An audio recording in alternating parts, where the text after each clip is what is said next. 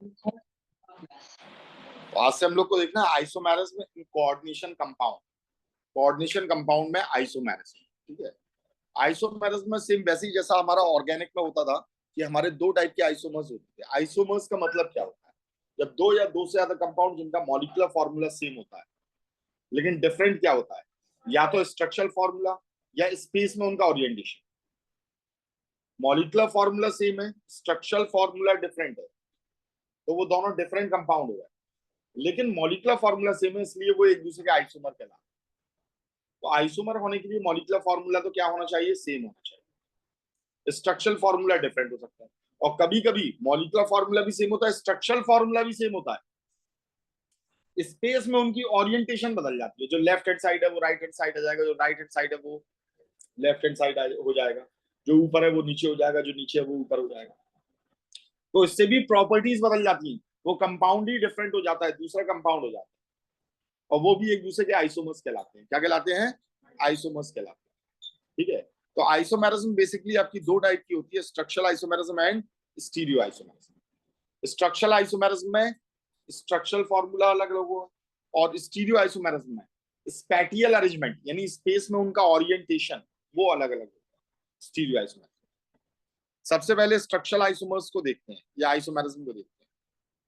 तो structural isomerism में पहला जो आइसोमेरिज्म होता है वो होता है आयोनाइजेशन आइसोमेरिज्म। आयोनाइजेशन आइसोमेरिज्म का मतलब क्या होता है?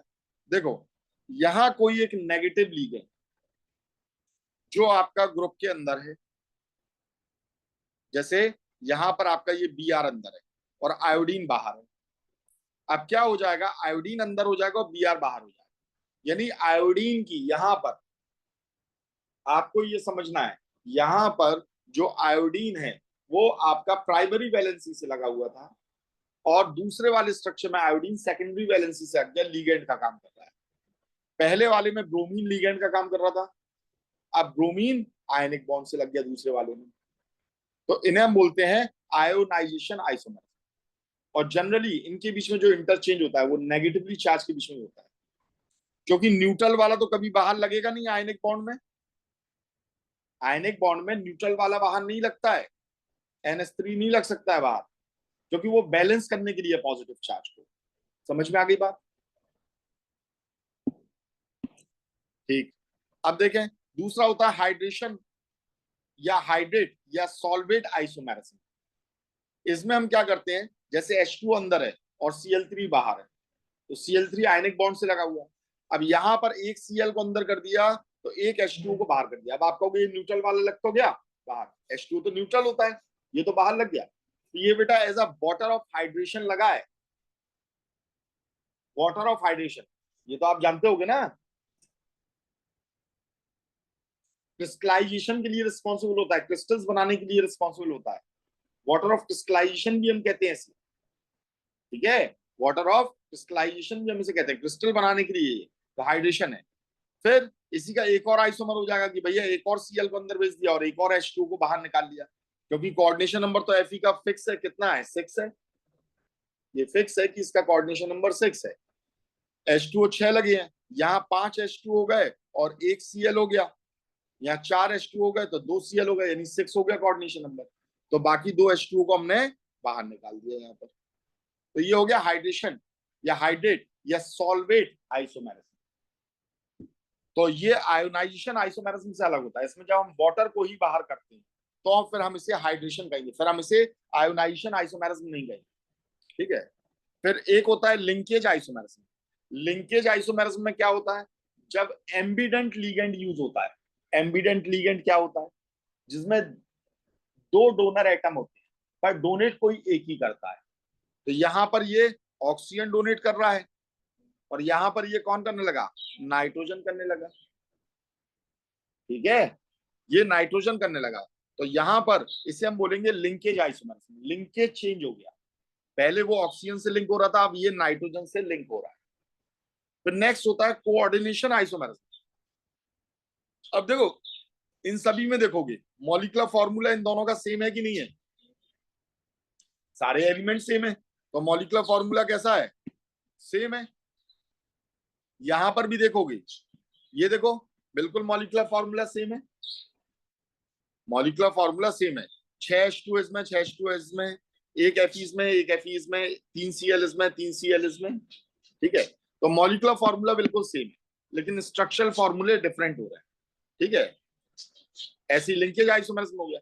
अब कोऑर्डिनेशन आइसोमेरिज्म में, कोऑर्डिनेशन आइसोमेरिज्म में ये होता है कि कैटाइन और एनाइन कॉम्प्लेक्स में, यानी लीगेंड, हम ये कह सकते हैं लीगेंड इंटरचेंज हो जा रहा है। भाई यहाँ पर दो टाइप के कॉम्प्लेक्स हैं, एक है कैटाइन और एक कैसा है, एनाइन। तो इनके लीगेंड चेंज हो गए। देखो यहाँ पर CN क्या हो जाएगा, जैसे Cr के साथ हमने 5 CN लगाए और एक NH3 को इंटरचेंज कर दिया, यहाँ 5 NH3 लगाए और एक CN को लाकर यहां से यहां डाल दिया, एक CN बगल से उठाकर हमने यहां से उठाकर यहां डाल दिया भाई, ठीक है। तो ये क्या हो गया आपका, कोऑर्डिनेशन आइसोमेरिज्म हो गया। क्या हो गया, कोऑर्डिनेशन आइसोमेरिज्म। जब लीगेंड इंटरचेंज हो जाते हैं कैटायनिक और एनायनिक, किसमें, कैटायनिक एंड एनायनिक कॉम्प्लेक्स के अंदर। तो लीगेंड आइसोमेरिज्म के लिए जरूरी क्या है, ऐसा कोऑर्डिनेट कंपाउंड हो जिसमें दो दो कॉम्प्लेक्स हो, यानी आयनिक स्फीयर नहीं हो, तो उसके लिए लीगेंड का होना जरूरी है। उसके लिए लीगेंड का होना, सॉरी, कोऑर्डिनेशन आइसोमेरिज्म के लिए आयनिक स्फीयर का होना जरूरी नहीं है कि आयनिक स्फीयर हो, आयनिक स्फीयर की जगह दो कॉम्प्लेक्स स्फीयर होंगे, ये इसकी पहचान है। नेक्स्ट होता है लीगेंड आइसोमेरिज्म।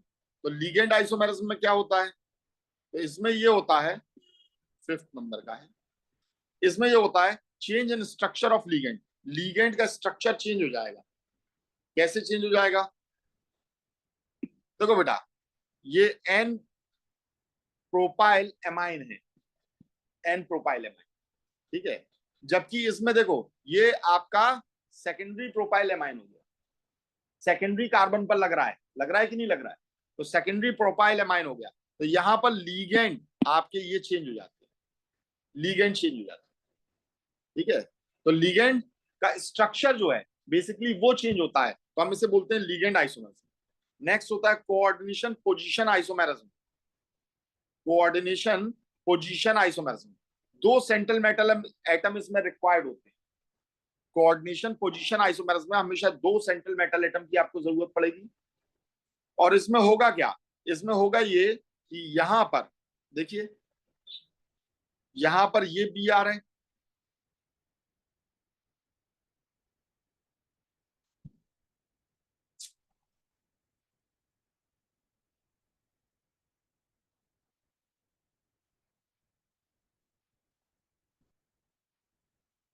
एक मिनट,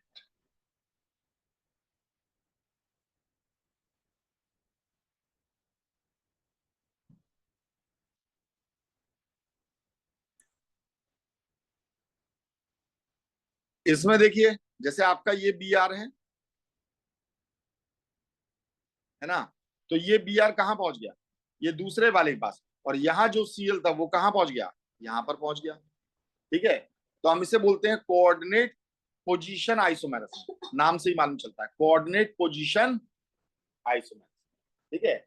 यहाँ पर पोजीशन चेंज हो रही है, एक लिगेंड एक से उठकर दूसरे के पास पहुंच जाए, मॉलिक्यूलर फॉर्मूला सेम है। नेक्स्ट होता है पॉलीमराइजेशन आइसोमेरिज्म। पॉलीमराइजेशन आइसोमेरिज्म में क्या हो रहा है, तो हालांकि इसे एग्जैक्टली आप आइसोमेरिज्म नहीं कह सकते हो, फिर भी आइसोमेरिज्म में रखा गया क्योंकि इन दोनों का मॉलिक्यूलर फॉर्मूला सेम नहीं है। इसमें बेसिकली हुआ ये कि हमने क्या कर दिया, हमने किया ये है कि इसका जैसे दो मॉलिक्यूल आपस में मिलते हैं तो वो डायपोल का फॉर्मेशन करते हैं, डायपोल बोल रहा हूँ, सॉरी, क्या बोलते हैं, डायमर का फॉर्मेशन करते हैं। दो मॉलिक्यूल आपस में मिलकर एक बड़ा मॉलिक्यूल बनाते हैं तो हम उन्हें बोलते हैं डायमर। एक अकेला होता है तो मोनोमर, तीन मिलते हैं तो ट्राइमर, चार मिलेंगे तो टेट्रामर, यानी कुल मिलाकर इन्हें पॉलीमर हम लोग बोलते हैं। तो बिल्कुल ऐसी यहां पर हमने ये लिया और इसका मल्टीप्लाई 2 में कर दिया। जब 2 में मल्टीप्लाई कर दिया तो NH3 भी कितने हो जाएंगे, 6, और CN भी कितने हो जाएंगे, 6, और क्रोमियम कितने हो जाएंगे, 2।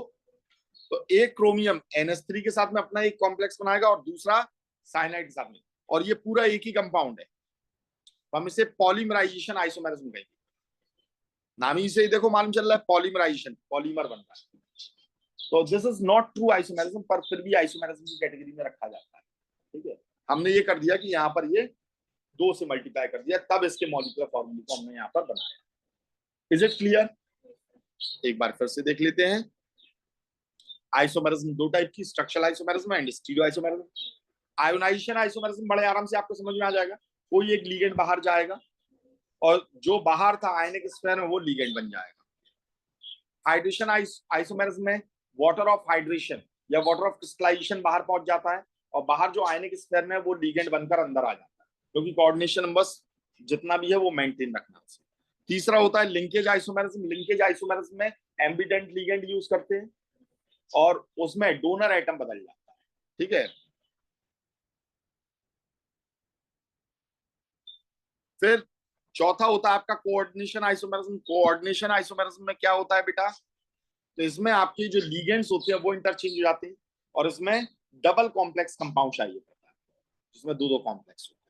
ठीक है, पांचवा होता है लीगेंड आइसोमेरिज्म। इसमें लीगेंड का स्ट्रक्चर चेंज हो जाता है, लीगेंड का स्ट्रक्चर चेंज हो जाएगा। और छठवां कोऑर्डिनेशन पोजीशन आइसोमेरिज्म। तो इसमें जो लीगेंड रहते हैं, दो दो सेंट्रल मेटल एटम की जरूरत पड़ती है, और लीगेंड जो रहते हैं वो अपनी पोजीशंस को इंटरचेंज कर लेते हैं। ठीक है, और छठवां मैंने आपको बताया पॉलीमराइजेशन आइसोमेरिज्म। इसमें सिंगल सिंगल कॉम्प्लेक्स स्फीयर से ये डबल कॉम्प्लेक्स स्फीयर का फॉर्मेशन कर लेता है, दो दो कॉम्प्लेक्स स्फीयर इसके अंदर। क्लियर है? आगे समझे?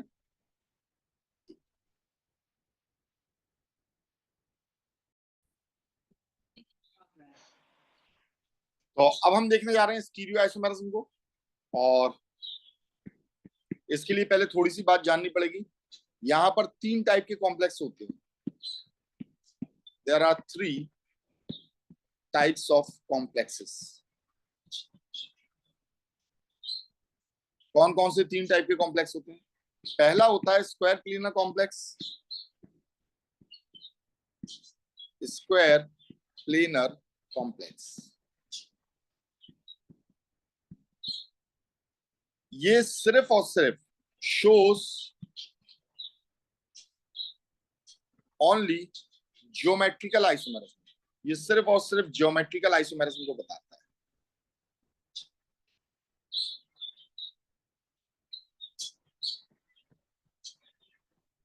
ठीक है, ज्योमेट्रिकल आइसोमेरिज्म क्या होता है? देखो बेटा, मैंने आपको यहां बताया स्ट्रक्चरल आइसोमेरिज्म कितने टाइप हो गए। अब स्टीरियो आइसोमेरिज्म बिल्कुल ऑर्गेनिक कंपाउंड्स की तरह ये आपके 2 टाइप के आइसोमेरिज्म को शो करेगा। एक होगा ज्योमेट्रिकल, जिसमें सिस और ट्रांस आते हैं, याद आया? ज्योमेट्रिकल आइसोमेरिज्म को शो करेगा।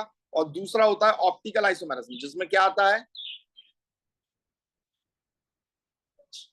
हाँ, डेक्स्ट्रो और लीवो, या पॉजिटिव और नेगेटिव भी हम उसे लिखते हैं, डी या एल भी लिखते हैं, जो क्लॉकवाइज और anti clockwise plane polarise light के प्लेन को रोटेट करते हैं।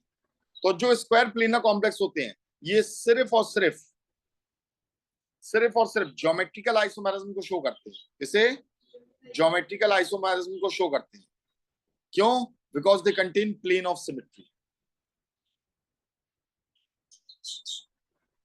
They contain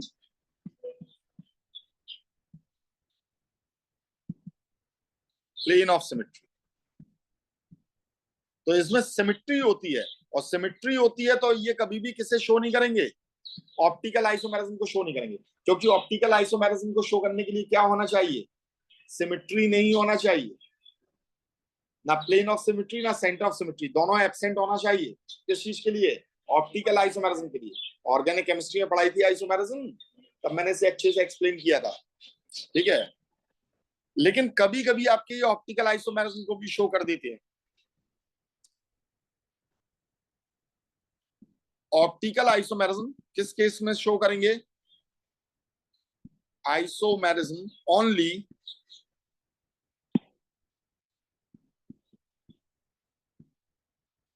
when they contain unsymmetrical chelating ligand। मैंने चीलेटिंग लिगेंड बता रखा है ना, अनसिमेट्रिकल चीलेटिंग लिगेंड। क्या होता है चीलेटिंग लिगेंड? हाँ, जिसमें सेंट्रल मेटल एटम को मिलाकर 5 या 6 मेंबर की रिंग बनती है, उसे अपन बोलते हैं चीलेटिंग लिगेंड। ठीक है, अगर चीलेटिंग लिगेंड हो वो भी अनसिमेट्रिकल है तो ही आपके ये शो करेंगे, देखेंगे आगे हम केसेस में। नेक्स्ट होता है, तो ये पहला कंपाउंड हुआ स्क्वायर क्लीनर कॉम्प्लेक्स, पहला कॉम्प्लेक्स हुआ, पहला टाइप ऑफ कॉम्प्लेक्स हुआ। दूसरा होता है टेट्राहेड्रल कॉम्प्लेक्स। तो टेट्राहेड्रल कॉम्प्लेक्स जो रहते हैं ये शो करते हैं सिर्फ और सिर्फ ऑप्टिकल आइसोमेरिज्म को, शोज ओनली ऑप्टिकल आइसोमेरिज्म। ये सिर्फ और सिर्फ ऑप्टिकल आइसोमेरिज्म को शो करेंगे, ये ज्योमेट्रिकल आइसोमेरिज्म को शो नहीं करते हैं। बताओ क्यों? है?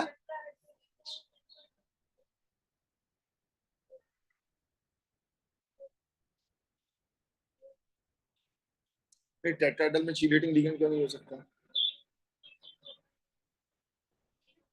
क्यों 4 मेंबर्ड क्यों बनाएगा? मैंने एक सेंट्रल मेटल एटम लिया और मैंने यहां पर किसे लगा दिया, NH2 को लगा दिया, ठीक है, या NH को लगा दिया, चलो NH2 नहीं, NH को लगा दिया, CH2 और ये लगा दिया NH। तो एक लोन पेयर इसने दे दिया, एक लोन पेयर इसने दे दिया। अब दो की और जरूरत है, तो दो मैं सीधे सिंपल लगा लूं या ऐसे ही कुछ लगा लूं। तो वो कह रहा है कि ये सिर्फ ऑप्टिकल आइसोमेरिज्म शो करता है, ज्योमेट्रिकल नहीं करता है। क्यों?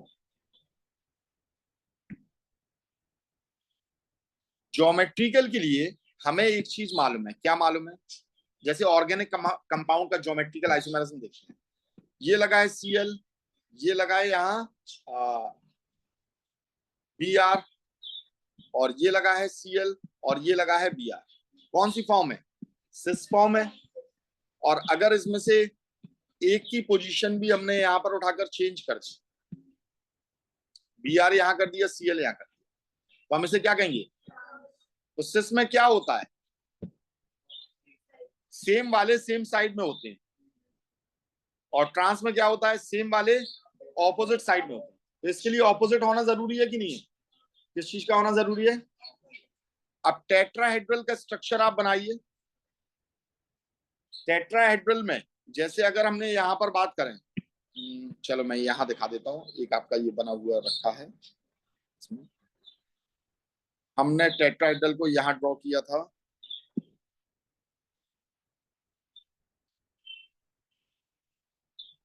ये देखो, इस लीगेंड का ऑपोजिट कहाँ है? इस लीगेंड का ऑपोजिट ये होगा कि नहीं होगा? भाई इस कॉर्नर का ऑपोजिट यही तो होगा। इस पर कोई लीगेंड है क्या? कोई लीगेंड है? आंसर है नहीं है इस पर कोई भी लीगेंड। ठीक है, अच्छा, अब इसे देखो जरा, इसका ऑपोजिट क्या होगा? ये वाला होगा। क्या इस पर कोई लीगेंड है? नहीं है। इसका ऑपोजिट क्या होगा? ये होगा, कोई लीगेंड नहीं है। और इसका ऑपोजिट क्या होगा? ये होगा, इस पर कोई लीगेंड नहीं है।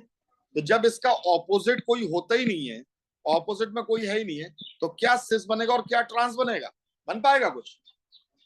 बोलो भाई, नहीं बन पाएगा ना। इसलिए टेट्राहेड्रल वाले जो रहते हैं वो किसे शो नहीं करते हैं? ज्योमेट्रिकल आइसोमेरिज्म को शो नहीं करते हैं। उम्मीद है ये बात समझ में आ गई। हाँ भाई, टेट्राहेड्रल का यहाँ पर मतलब क्या होता है, मैं यहाँ ये टेट्राहेड्रल नहीं बनाया मैंने आपको ये बताया चीलेटिंग लिगेंड लगकर टेट्राहेड्रल स्ट्रक्चर क्यों नहीं बना सकता है? बिल्कुल बना सकता है, बिल्कुल बना सकता है। कैसे बना सकता है? लो हम फिर उस पर ले जा रहे हैं आपको।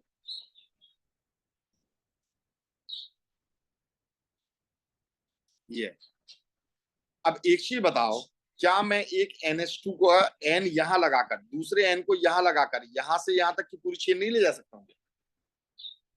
क्या टेट्राहेड्रल नहीं बनेगा? बोलो, है ना? इसे यहां से टच करके मैं यहाँ दूसरी चीज ले जा सकता हूँ? नहीं ले जा सकता हूँ। भाई हमारा एन कहां से लग रहा है हमें ये देखना है बस। दोनों नाइट्रोजन वो कहां से लग रहे हैं बस उस चीज को ही तो देखना है यहाँ पर। समझ में आ गई बात? क्लियर है अच्छे से?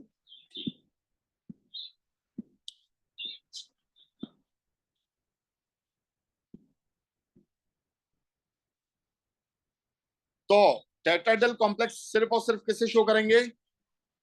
Only optical isomers. Do not show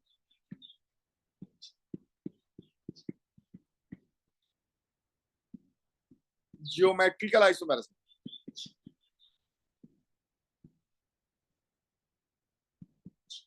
क्यों?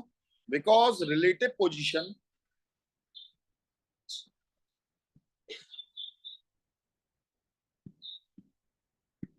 positions of the ligand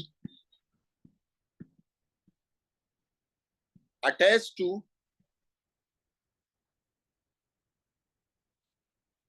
central metal atom is same with respect to each other.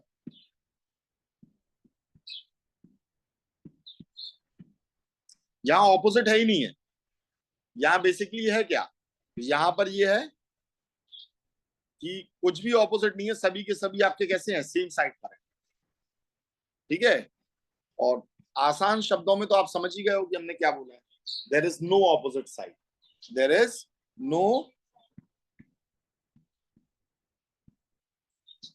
Opposite side. कोई ऑपोजिट साइड यहां पर होती नहीं है। ठीक है? अब तीसरे टाइप का कौन सा कॉम्प्लेक्स होगा?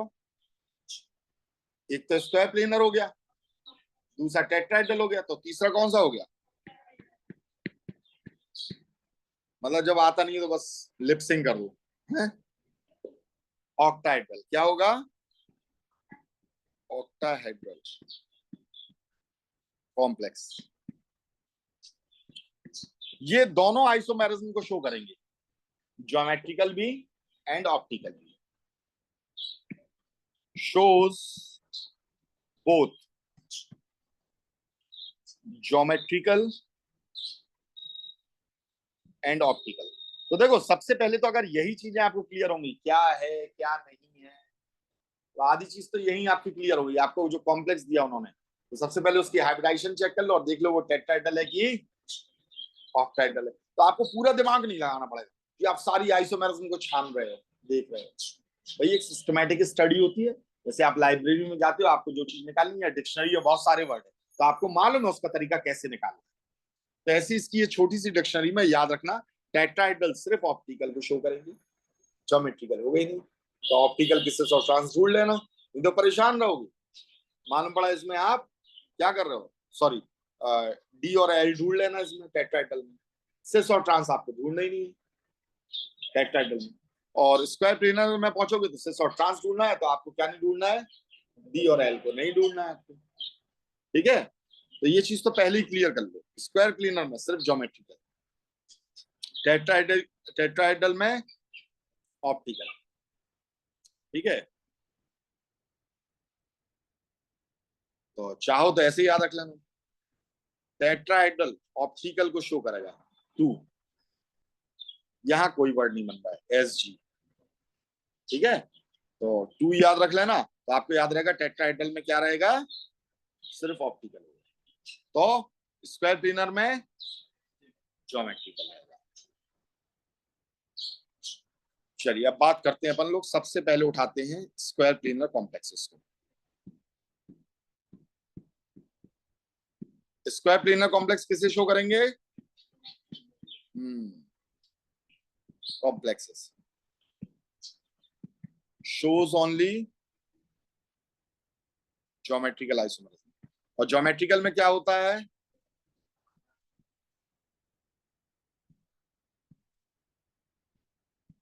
और ये ऑप्टिकल को क्यों शो नहीं करते हैं? क्योंकि इसमें प्लेन ऑफ सिमेट्री होती है ना, प्लेन ऑफ सिमेट्री होती है। सबसे पहले अपन इसका टाइप देखते हैं, MX2Y2। दो लीगेंड एक से लगे और दो लीगेंड अलग हैं, लेकिन वो भी सेम है। ठीक है, जैसे हमने ये लिया तो हमने m को यहां रखा, एक x यहाँ है, एक x यहाँ है, एक y यहाँ है और एक y यहाँ है। ठीक है, अब हमने क्या कर दिया, इस m को यहां रखा, एक x को यहां रखा, दूसरे x को यहां रख दिया, एक y को यहां रखा और एक y को यहां रख दिया। अब यहां क्या हो जाएगा बेटा, आपको यहां पर दिखाई दे रहा है ये दोनों कहां हैं, ऑपोजिट पोजीशन पर है। ये कैसे हैं, ऑपोजिट पोजीशन पर है, तो ये क्या बन गया, ट्रांस। और यहां सेम साइड में तो ये क्या बन गया, सिस बन गया। कोई प्रॉब्लम इसमें। अब देखो, हम लोग ने जब 11th में आइसोमेरिज्म की स्टडी करी थी तो मैंने क्या बताया था इशिका, कि आप कोऑर्डिनेट कंपाउंड में ऐसे देखोगे, ऑप्टिकल में हमने देखा था कि ये डबल बॉन्ड का होना जरूरी है, क्योंकि ये क्या नहीं होने देता है, रोटेशन नहीं होने देता है। क्या नहीं होने देता है, रोटेशन को रिस्ट्रिक्ट करता है। तो अगर इस Cl को नीचे लेकर आना है तो इसका कोई कन्फर्मर नहीं बनेगा, ये अपने आप नीचे नहीं आएगा, तो आपको कंपाउंड ही दूसरा बनाना पड़ेगा, तो उसकी प्रॉपर्टीज ही दूसरी हो जाएगी, उसकी प्रॉपर्टीज ही क्या हो जाएंगी, दूसरी हो जाएंगी। जैसे ये हो जाएगा नॉन पोलर, जबकि ये कैसा हो जाता है, पोलर हो जाता है। बहुत सारी प्रॉपर्टीज यहाँ पर चेंज हो जाती है। ठीक है, मैग्नेटिक मूवमेंट अलग अलग हो गया, सॉलिबिलिटी अलग अलग हो गई, क्योंकि एक नॉन पोलर और एक क्या है, पोलर है। एक पानी में घुल जाएगा, दूसरा पानी में नहीं घुलेगा, मतलब सपोज करो सॉलिबिलिटीज की अलग अलग है। ठीक है, लेकिन मैंने कहा था कि आप जब कोऑर्डिनेट कंपाउंड पढ़ोगे तो आप देखोगे कि सिंगल बॉन्डेड कंपाउंड में भी ये आपके ज्योमेट्रिकल आइसोमेरिज्म पा जाते हैं। वो अब ये एग्जांपल आपके सामने है। ठीक है, और कौन शो करेगा इसे, तो सेकंड हो गया आपका mx2yz। कोई दो सेम हो आपके, जैसे m हमने ये रखा x और इस x को हमने यहां रख दिया, और ये रखा हमने y और इस z को यहां रख दिया। अब इस m को लिया x की और y को हमने अपनी जगह पर रखा है, या चेंज कर दिया, चलो उठाकर y को यहां कर दिया, तो हमने यहाँ पर x को यहां कर दिया और z को यहां कर दिया। तो आप देख रहे हो कि यहाँ पर दोनों x एक दूसरे के क्या हैं, क्या बन गया, ट्रांस। और सेम साइड में है तो सिस का फॉर्मेशन हो गया। ठीक है, क्लियर है। नेक्स्ट आपकी थर्ड टाइप होती है M W X Y Z. क्या इसमें ज्योमेट्रिकल आइसोमेरिज्म बनेगा, नहीं बनेगा। क्यों नहीं बनेगा, दो सेम वाले है ही नहीं। जब दो सेम वाले सेम साइड पर होते हैं तो वो आपका बनता है सिस, और ऑपोजिट साइड पर होते हैं तो ट्रांस। तो यहां पर क्या नहीं होगा, ये नहीं बनेगा भाई। हमने ये बना दिया, ये बना दिया z और ये बना दिया y। फिर हमने क्या किया, w ये रखा, ये z रखा, ये y रखा और ये x रखा। और पॉसिबिलिटी क्या हो सकती है, w यहां रखा, z यहां रखा, y यहां रखा, x यहां रखा। कुछ समझ में आ रही है, बात नहीं आ रही।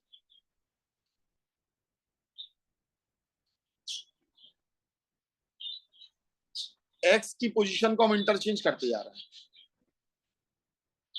ठीक है, x को हमने नीचे कर दिया, z को उधर पहुंचा दिया हमने। ठीक है, कुछ इस टाइप से हम इसे बना लें, और ये कहलाता है सिस, ये कहलाता है ट्रांस, और ये फिर से कहलाता है सिस। होगा कि नहीं होगा, क्योंकि ये बनाता है इसलिए होगा। अब ये नई बात सीखोगे आप।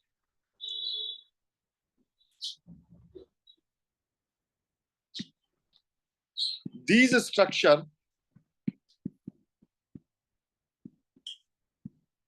may be obtained by fixing the position of one ligand. For example, हमने W को and placing at the trans position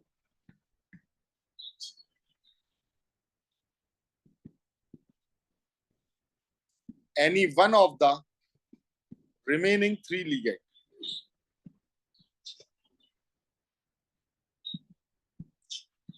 one by one. हमने यहां पर ये W की पोजीशन को क्या कर दिया, फिक्स कर दिया। अब इसकी ऑपोजिट पोजीशन पर एक एक करके तीनों लिगेंड्स को हम यहां पर लगाएंगे। जैसे यहां पर हमने Y को लगाया, यहां पर हमने X को लगाया, और फिर यहां पर हमने अच्छा Z नहीं लगाया, चलो Z को लगा देते हैं।